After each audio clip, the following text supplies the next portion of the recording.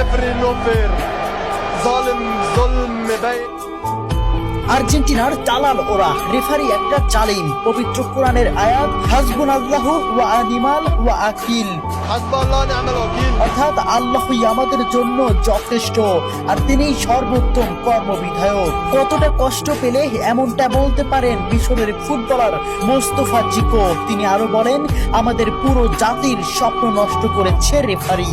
আর্জেন্টিনার দালাল ওরা, রেফারি একটা দেশের পুরো পরিশ্রমকে এক নিমিষেই নষ্ট করে দিলেন। ম্যাচের শুরু থেকেই তিনি আমাদের বিরুদ্ধে কাজ করেছেন।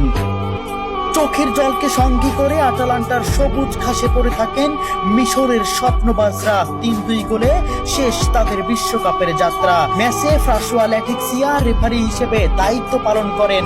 মিশরের একটি গোল বাতিলের পাশাপাশি ম্যাচের শেষ মুহূর্তে মোহাম্মদ সালার একটি ট্যাকেলও এড়িয়ে যান তিনি। দেখার প্রয়োজনও করেননি VAR। জানিয়ে রীতিমতো তুলপাড় ফুটবল বিশ্ব। ওই কাউন্টার অ্যাটাকে গোল করে আর্জেন্টিনাকে এগিয়ে দেন অ্যানজো। শেষ পর্যন্ত মিশর হৃদয় ভাঙ্গা হারকে সঙ্গী করে মাঠ ছাড়ে। ম্যাচ শেষে সংবাদ সম্মেলনে রেফারির কড়া সমালোচনা করেন হোসাম হাসান। তার দাবি, মিশর ন্যায় বিচার পায়নি। একই অভিযোগ করেছেন মিশরের হয়ে গোল করা স্ট্রাইকার জিকো। মাঠেই সাক্ষাৎকার দিতে গিয়ে কান্নায় ভেঙে পড়ে রেফারির বিরুদ্ধে তীব্র ক্ষোভ প্রকাশ করেন এবং তাকে জালিম বলে আখ্যাও দেন। জিকো বলেন, রেফারি আমাদের প্রতি অন্যায় করেছেন, সে একজন জালিম। এ সময় তিনি পবিত্র কোরআনের আয়াত হাসবুনাল্লাহু ওয়া নিমাল ওয়াকিল, অর্থাৎ আল্লাহই আমাদের জন্য যথেষ্ট আর তিনিই সর্বোত্তম কর্মবিধায়ক। একজন মানুষ কতটা কষ্ট পেলে এমনটা বলতে পারেন।